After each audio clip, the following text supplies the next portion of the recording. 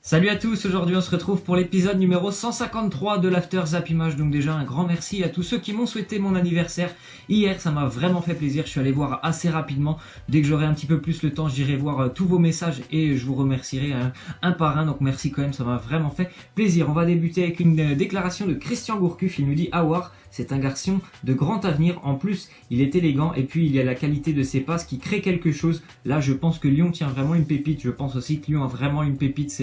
Il a seulement 19 ans, Oussem Aouar, je pense qu'il s'est vraiment déjà imposé cette année, c'est vraiment une révélation du côté de Lyon, un petit peu comme Ndombele, mais en tout cas il fait vraiment une très grosse saison, il a un énorme potentiel, techniquement je pense qu'il est au-dessus de la moyenne en plus ce joueur, donc vraiment Lyon a vraiment une pépite entre les mains et il est vraiment en train de prouver chaque week-end qu'il mérite largement sa place du côté de l'Olympique Lyonnais dans le 11 titulaire. Il sort vraiment de très grosses prestations avec, comme il l'a dit Christian Gourcuff, une qualité de passe assez exceptionnelle. Ensuite on voit une déclaration de Jean-Pierre Bernès, l'agent de Nabil Fekir. Il nous dit: Nabil a l'objectif personnel de faire partie d'un club du top 10 européen, il en a le potentiel mais sans brûler les étapes. Je pense que voilà cette année parfaite pour Nabil Fekir, malgré qu'en ce moment il soit blessé, c'est quand même une année parfaite ce qu'il est en train de réaliser avec l'Olympique Lyonnais. Je pense que ça serait peut-être la bonne année pour quitter l'OL cet été. Il a déjà beaucoup apporté à l'Olympique Lyonnais depuis des années. Je pense vraiment que cette année il a vraiment vécu une saison exceptionnelle. Bon voilà, j'espère qu'il va revenir assez rapidement avec sa blessure et qu'il pourra aussi faire partie du groupe de l'équipe de France. Mais je pense vraiment que voilà, il a passé toutes les étapes du côté de l'Olympique Lyonnais. Je pense que c'est peut-être l'année pour lui de partir et d'aller découvrir une nouvelle étape et encore un club plus ambitieux que l'Olympique Lyonnais, et pourquoi pas certainement à l'étranger, parce qu'à part le Paris Saint-Germain en France, je ne vois pas qui pourrait accueillir Nabil Fekir. Ensuite on voit que Alassane Plea a décidé de reverser 1% de son salaire annuel à un fonds de dotation caritative créé par l'OGC Nice. Donc selon Le Monde, cela représenterait environ 14 000 euros. Donc bravo quand même à Alassane Plea. Très beau geste de sa part qui va reverser un salaire à une association caritative comme un petit peu l'ont fait par exemple Xabi Alonso ou encore quelques autres stars en Europe. En tout cas c'est le premier joueur français évoluant en Ligue 1 à le faire. Ensuite on voit que suite à la décision de la Ligue de football professionnel de sanctionner le LOSC d'un huis clos contre Amiens le 1er avril, le club du Nord va offrir 2 invitations par abonné pour un match au choix d'ici la fin de la saison, donc Guingamp, Metz ou Dijon. Le LOSC qui va devoir déjà vivre ce match face à Amiens à huis clos. Je ne sais pas si ça va les aider, peut-être que voilà, ils avaient déjà peur de jouer à domicile, peut-être que là, vu qu'il n'y aura pas de supporters, ça va aider Lille. Et le petit avantage pour les Lillois sur la fin de saison, donc c'est comme vous le voyez, c'est le calendrier à domicile du LOSC qui me semble assez favorable quand même. Amiens, Dijon, Guingamp et Metz, c'est quand même assez favorable pour un calendrier, pour une équipe qui devrait lutter jusqu'à la fin de la saison pour le maintien. C'est quand même plutôt pas mal de recevoir des concurrents à domicile. Ensuite on voit que normalement il n'y aurait eu aucun contact entre le Paris Saint-Germain et Carlo Ancelotti, c'est selon RMC, donc l'ancien entraîneur du Paris Saint-Germain. Pour le moment il n'y a pas de rumeur qu'il envoie du côté du Paris Saint-Germain, en tout cas il n'y a aucun contact entre les deux partie. Ensuite on voit une petite déclaration de Marcos Asensio. Il nous dit: Neymar c'est un très grand joueur, il l'a démontré aussi bien au Barça qu'au PSG, on verra si nous jouons ensemble. Donc normalement Neymar ne partira pas du côté du Real Madrid cet été. Ça a été fermement, bien sûr le Paris Saint-Germain s'oppose bien à un départ. Son papa aussi il a dit tout simplement que Neymar avait un avenir du côté de Paris, donc je pense déjà que pour cet été ça me semble assez compliqué pour le Real Madrid, qui je pense devrait normalement recruter Robert Lewandowski, mais pourquoi pas dans les prochaines années un retour de Neymar en Espagne, après avec le Barça ou le Real, ça je ne sais pas. Ensuite on voit une déclaration de Didier Deschamps. Il nous dit: Kylian Mbappé ne fait pas tout bien et heureusement qu'il a encore une marge de progression, mais il faut quand même se rendre compte de ce qu'il a fait et à l'âge qu'il a encore. Aujourd'hui les exigences sont encore plus élevées. Je pense que c'est quand même globalement assez incroyable d'avoir Kylian Mbappé avec l'équipe de France, malgré surtout avec son jeune âge. Et il faut se rendre compte que voilà, on lui demande beaucoup Kylian Mbappé et il a quand même que 19 ans Kylian Mbappé, donc il faut quand même se rendre compte que ce qu'il a fait avec Monaco c'était exceptionnel. Ce qu'il fait avec le Paris Saint-Germain, même si c'est peut-être un petit peu moins bien que l'année dernière, c'est quand même assez exceptionnel étant donné son âge. Donc je pense aussi que voilà, comme le dit Deschamps, il a encore une marge de progression et c'est quand même assez intéressant intéressant de savoir qu'il a une marge de progression étant donné le talent qu'il a quand même actuellement. Ensuite, on voit qu'il y a de fortes chances que Paul Pogba parte cet été. Si jamais José Mourinho reste du côté de Manchester United, c'est Harry Redknapp, ancien entraîneur en Angleterre. Il a entraîné pas mal d'équipes en Angleterre, Harry Redknapp, et il nous dit tout simplement que Paul Pogba et José Mourinho ne peuvent plus s'entendre. C'est pas possible pour Paul Pogba, c'est une véritable humiliation ce qu'il est en train de vivre du côté de Manchester United, tout simplement parce que Mourinho a préféré utiliser des joueurs comme Fellaini ou McTominay qui a seulement 20 ans.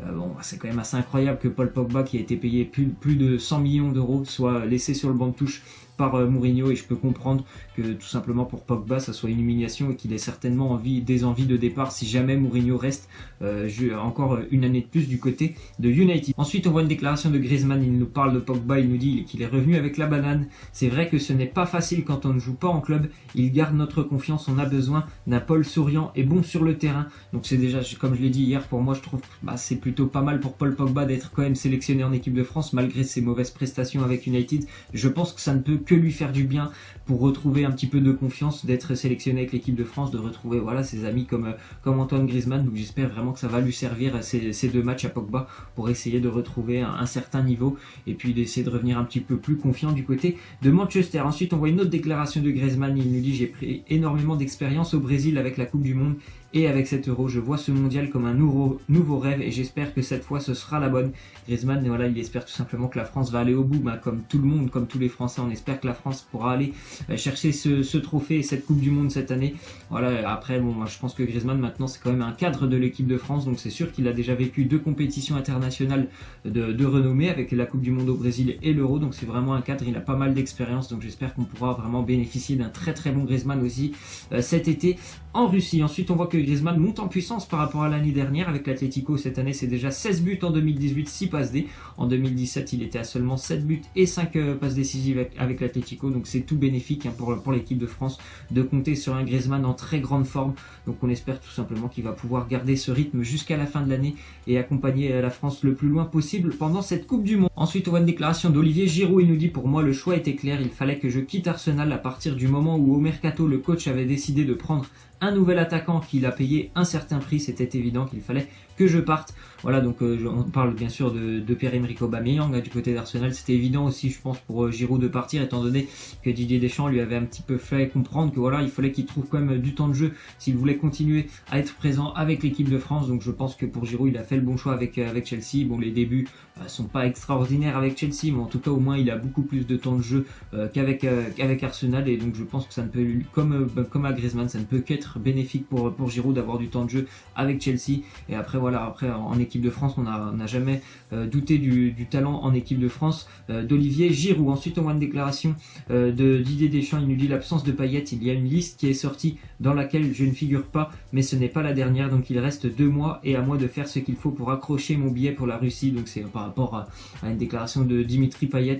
Donc franchement, en ce moment avec l'Olympique de Marseille, depuis un bon mois, Dimitri Payet, il est vraiment à un très très bon niveau, donc j'espère qu'il pourra continuer à être à un bon niveau avec l'Olympique de Marseille. Après, ça peut être compliqué quand même pour rejoindre le groupe de l'équipe de France qui partira pour la Coupe du Monde, parce que je pense que les places, notamment au milieu de terrain ou sur les côtés, vont être assez disputées.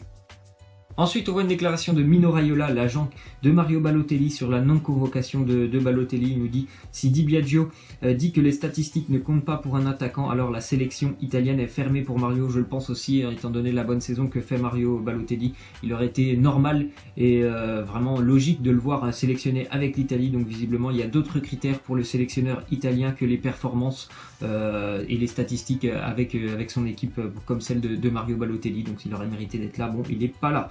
Ensuite, on voit que selon Marca, Villarreal ne devrait pas lever l'option d'achat de Carlos Bacca, 18 millions d'euros quand même pour le joueur prêté en provenance du Milan AC. Il a fait une saison plutôt pas mal pour le moment avec Villarreal, auteur de 12 buts. Le très bon finisseur Carlos Bacca, mais en tout cas Villarreal ne souhaite pas le conserver normalement.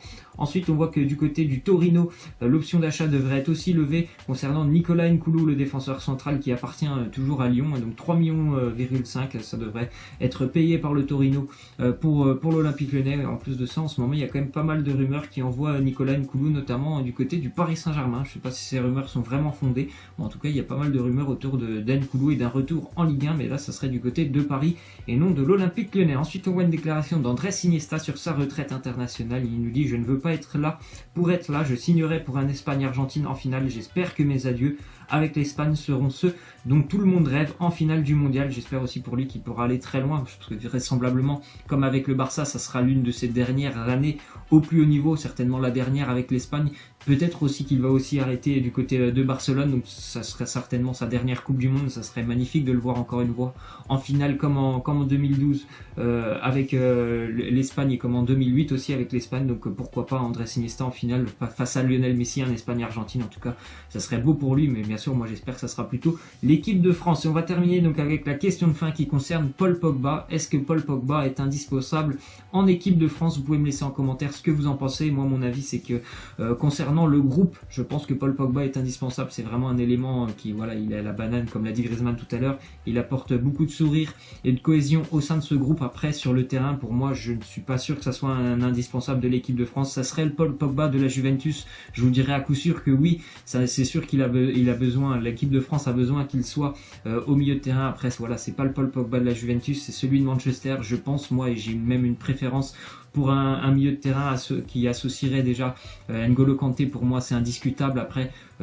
Corentin Tolisso, j'ai vraiment une petite préférence. J'espère que Paul Pogba va pouvoir vraiment retrouver la confiance et terminer la saison de belle manière avec United, mais pour moi ce n'est quand même pas un indispensable de l'équipe de France, même si je suis sûr à 99% qu'il sera bien sûr présent à la Coupe du Monde avec l'équipe de France. Voilà, laissez-moi en commentaire ce que vous en pensez tout simplement de Paul Pogba en équipe de France. Voilà, c'est la fin de cet After Zap Image. J'espère que ça vous aura plu. N'hésitez pas à lâcher des likes, à vous abonner. Moi je vous laisse et je vous dis à la prochaine. Ciao.